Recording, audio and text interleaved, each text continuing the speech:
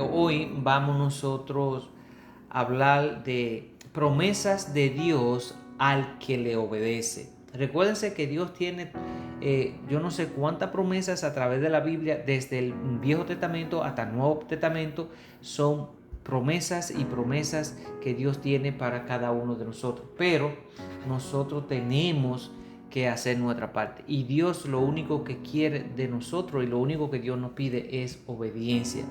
Y todas estas promesas que Dios tiene para con nosotros normalmente son para aquellos que le obedecen, porque lo que no le obedecemos a Dios, estamos viviendo una rebeldía contra Él. Porque recuérdense, si uno no obedece a alguien, lo está desobedeciendo. Y si nosotros desobedecemos a Dios, entonces estamos mal. Porque nosotros estamos gobernados, poniéndolo de esa forma, estamos gobernados por dos hélices, que viene siendo Dios, que para el bien nuestro, y viene siendo el príncipe de la tiniebla, como el mismo Dios lo llama, que es Satanás, para hacer el mal. O sea, nosotros mismos traemos en nuestra carne ese deseo de hacer las cosas malas, que se nos hace tan fácil. Pero a través de que nosotros llegamos a los caminos de Dios y nos sometemos a sus normas y dejamos que Jesús nos guíe, entonces nosotros podemos controlar estos deseos de la carne que siempre nos van a llevar a hacer las cosas que están mal delante de Dios. Así que hoy vamos a ver algunas de las promesas que Dios dejó para aquellos que le obedecemos. De suma importancia, porque esto es el libro de Apocalipsis, donde es el último libro de la Biblia. Y esto es lo que Dios dice que va a pasar cuando llegue el fin.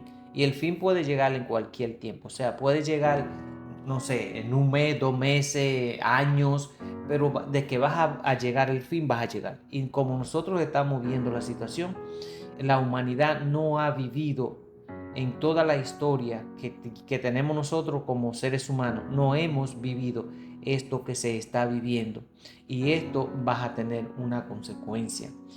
Podemos darle gracias a Dios que Dios todavía sigue con esa paciencia hacia nosotros, pero Dios tiene límite, y ya Él lo ha probado antes. Dios tiene límite.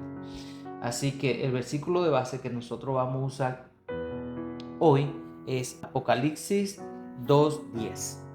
La palabra dice así, esto es Dios hablando: no tengas miedo de lo que vas a sufrir, pues el diablo pondrá a prueba a algunos de ustedes y los echará en la cárcel, y allí tendrán que sufrir durante 10 días.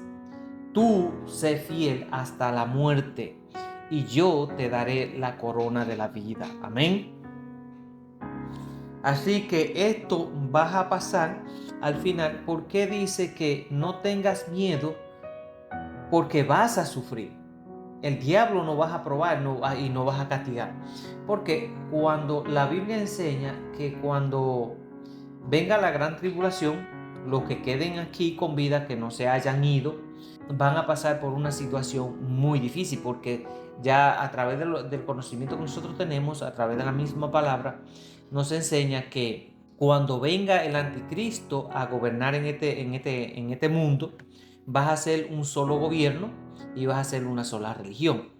Pero durante los primeros 3 años y medio, él se va a mostrar como la mejor persona del mundo. Según la Biblia, toda la humanidad va a vivir en paz, no va a haber más guerra, porque él es el único presidente, y como presidente tiene el control. Entonces no va a haber más guerra, todo el mundo va a vivir en paz, la prosperidad va a avanzar de una forma, va a ser muy abundante en los 3 primeros años y medio. ¿Para qué? Para él de esa forma poder ganar. Dice la Biblia que él va a engañar incluso hasta algunos de los elegidos. ¿Por qué? Porque el mundo va a vivir de una forma tan segura y tan conveniente y tan en paz, que nosotros, o sea, muchos van a decir: no, este es el Mesías que nosotros estábamos esperando, y lo van a glorificar. Ahora, cuando él tenga el control, ya de la humanidad. En este caso vas a tener la aprobación de la mayoría de la gente. Solo va a tener en contra la persona que tiene conocimiento de la palabra y que no nos vamos a dejar engañar. Ahora, eso es una cantidad muy poquita. Y aún así, mucha gente que tiene conocimiento de la palabra van a seguir el flujo y van a ser engañados. Porque estoy dando esta aplicación para que nosotros podamos entender. Entonces dice la Biblia que después de los 3 años y medio es donde él va a empezar a implementar entonces su norma, que es la marca de la bestia. Pero por supuesto, yo me imagino que no va a ser llamada así y no va a ser tan brutal como de esa forma para que la gente pueda reconocerlo de una vez.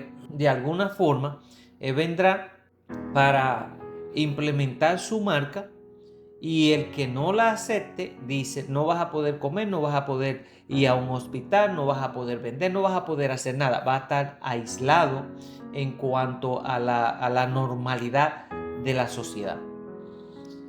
Por eso es que la palabra dice precisamente, ¿ok? Dice: no tengas miedo de lo que vas a sufrir, pues el diablo pondrá a prueba a algunos de ustedes. No dice a todos, dice a algunos de ustedes. Y los echará en la cárcel, y allí tendrán que sufrir durante 10 días. Ese es el límite que Dios que Dios da. Dice: tú sé fiel hasta la muerte. En otras palabras, no venda tu alma al diablo por tratar de salvar tu cuerpo. El cuerpo va a dejar de existir, así no le entreguemos nosotros el cuerpo a Satanás. Así va a dejar de existir. Nosotros vamos a morir una vez, todo ser humano va a morir una vez, y luego viene la resurrección. Pero aquí Dios dice: tú sé fiel hasta la muerte y yo te daré la corona de vida. En otras palabras, significa que nos está diciendo aquí que cuando esos tiempos vengan estemos preparados, porque no nos vas a ir muy mal con Satanás. Pero que no entremos en pánico, en miedo, en terror, y por ese miedo nosotros nos vamos a dejar controlar y vamos a ceder delante el anticristo. No, dice: tú sé fiel hasta la muerte. O sea, no importa si en ese tiempo nosotros o los que estén con vida se resisten a la marca esa. Si lo amenazan con que le van a quitar la vida si no acepta la marca, dice Dios: sé fiel hasta la muerte. No importa que te quiten la vida, de todas formas tú vas a morir. Pero si te quitan la vida, dice: yo te daré la corona de la vida. O sea, que si nosotros morimos defendiendo lo que nosotros sabemos que está bien, que es seguir a Dios, Dios dice que Él nos va a dar la corona de la vida. De otro sentido es que nosotros vamos a resucitar para la gloria y no vamos a morir jamás. ¿Ok? Así que por eso estoy explicando tanto este versículo, porque es de suma importancia, porque la Biblia habla de lo que va a pasar y aquí es la primera promesa que Dios nos está dando. Tenemos que estar preparados porque vamos a sufrir. Dice: no tenga miedo porque vas a sufrir. ¿Okay? Así que Dios quiere que estemos con Él durante toda la eternidad, y ese fue el propósito número 1 por el cual Dios nos creó y nos hizo a su imagen y semejanza.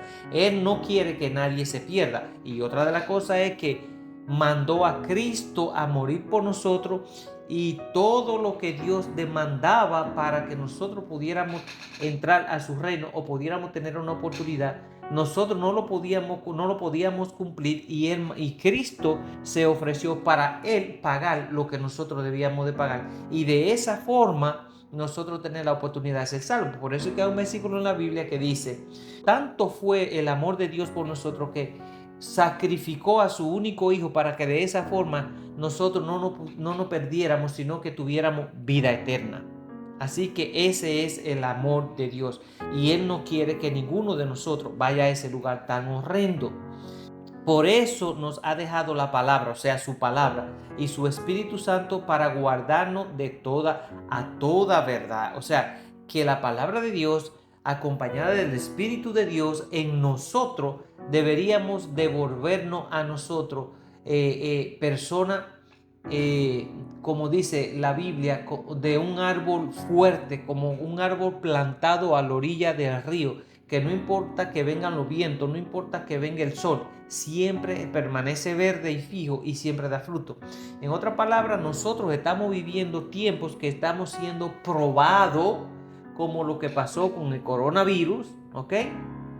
Estamos siendo probados en estos tiempos con este movimiento de género, que es una cosa tan impresionante, y Dios nos está probando a través de todos estos movimientos a ver hasta dónde nosotros podemos resistir eso que nosotros sabemos que es antinatural y va en contra del diseño de Dios.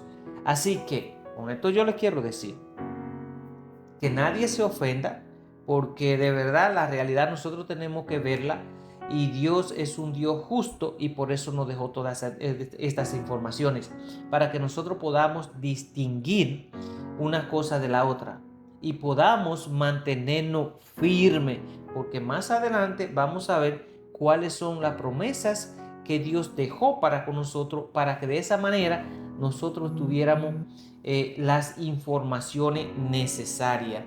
Así que nosotros tenemos, por eso fue que Él dejó su palabra y el Espíritu Santo para guiarnos a toda verdad.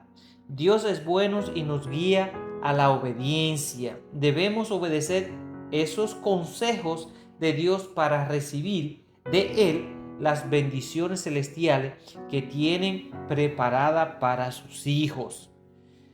Siempre y cuando nosotros nos mantengamos obedientes en la palabra de Dios y en sus recomendaciones, nosotros no tenemos que preocuparnos.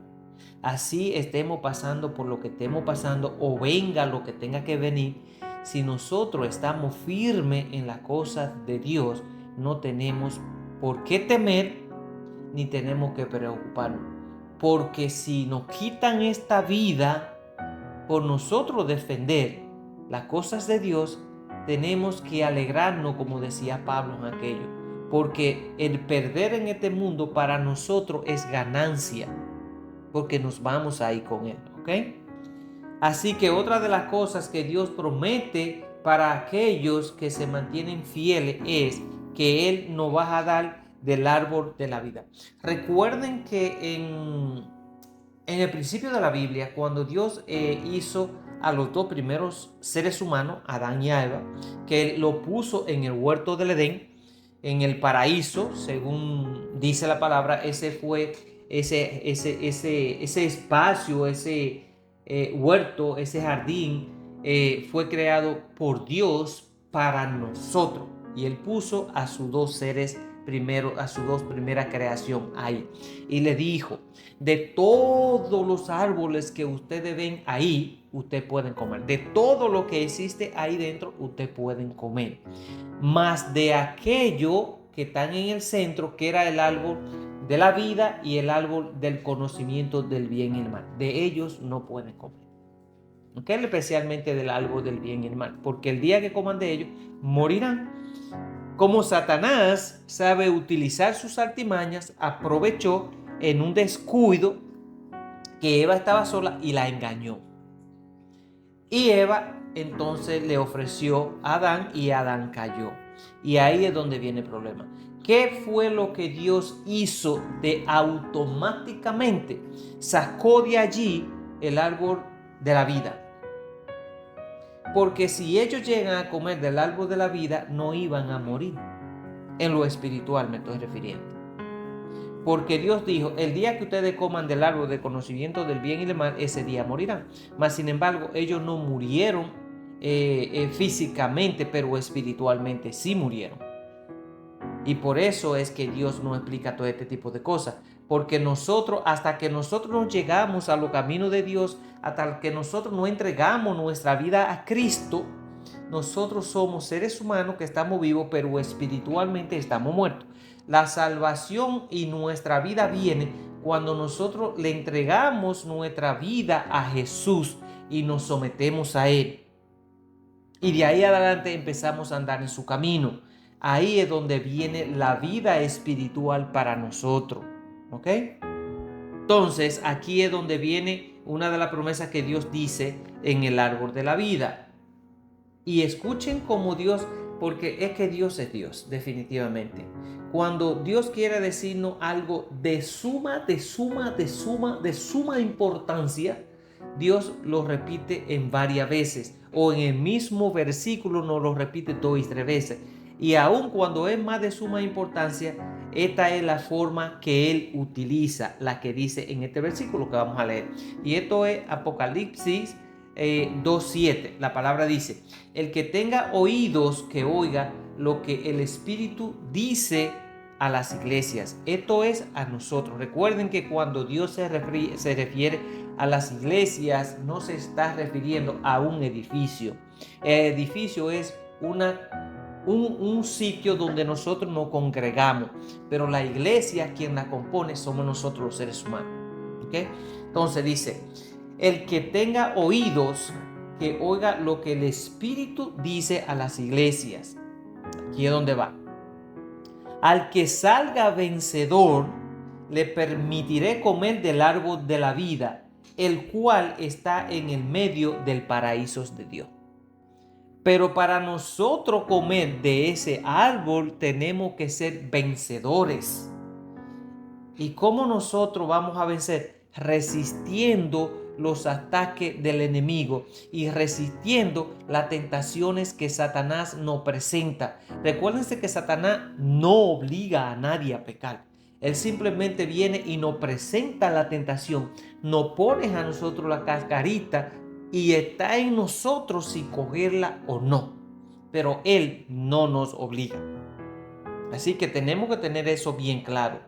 Porque muchos de nosotros pensamos y le echamos automáticamente, le echamos la culpa al diablo o le echamos la culpa a alguien. No, tenemos que volvernos responsables de nuestros propios actos y nuestras propias decisiones. Ni Dios nos obliga a nosotros a que los amemos, ni el diablo nos obliga a nosotros a que pequemos. Dios nos presenta lo que es lo bueno y nos recomienda que sigamos eso para que nos vaya bien, como un buen padre. Satanás nos pone a nosotros las tentaciones, nos las pone en bandeja de plata y está en nosotros si decidimos o no. Así que por eso es que Dios dice que cuando nosotros caigamos en tentación, no digamos que esa tentación viene de parte de Dios, porque Dios no tienta a nadie con el mal, ni puede ser tentado por el mal. Mas sin embargo, esa tentación y esa reacción sale de la concupiscencia que hay en nosotros, o sea, el pecado caído que nosotros traemos, y traemos ese deseo de hacer las cosas malas. Entonces nosotros, dice, ni siquiera en ese versículo dice, el diablo es el que lo lleva, no. Dice, ustedes mismos son los responsables de tomar esas decisiones por sus deseos carnales.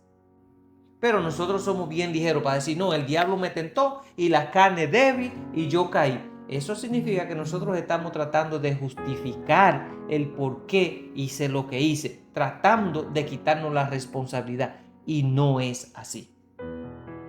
Así que cuando nosotros pecamos adrede, sabiendo que lo que estamos haciendo está mal, tenemos que tener responsabilidad delante de Dios y decirle, Señor, de verdad, te pido perdón y que tu misericordia, que es tan grande, me perdone, porque lo que hice lo hice sabiendo que estaba mal, o me dejé llevar, o whatever, lo que sea. Pero no vamos a echarle la culpa a nadie, porque nosotros tenemos el poder de decidir si hacemos o no hacemos.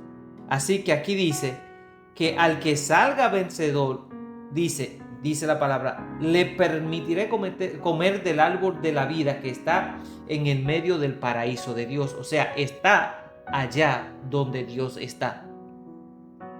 El Señor nos dará de comer del árbol de la vida, este árbol que estaba en el huerto del Edén al principio, pero nos fue prohibido al desobedecer a Dios. Dios nos dará a comer de él en la nueva vida que tiene para nosotros. Recuérdense que Dios tiene un plan diferente. Dios dice que todos aquellos que seamos salvos o que vamos a ser salvos, vamos a vivir en tierra nueva y cielo nuevo, tal como Él lo diseñó al principio, donde ya no vas a ver tristeza, no vas a ver necesidad y no vas a ver dolor. Eso dice la palabra.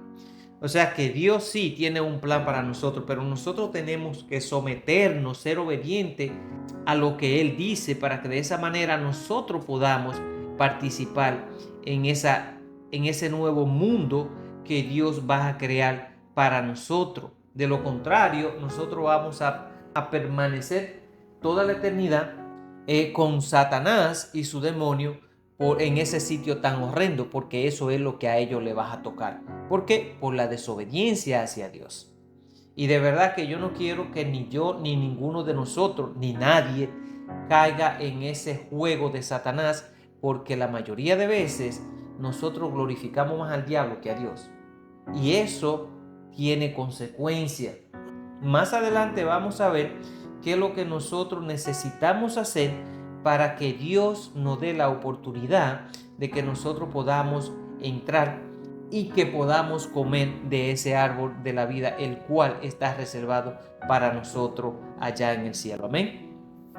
Así que bueno, vamos a seguir con la segunda parte, Dios por delante. Y bueno, ahí vamos a aprender qué es lo que Dios tiene para con nosotros. Amén.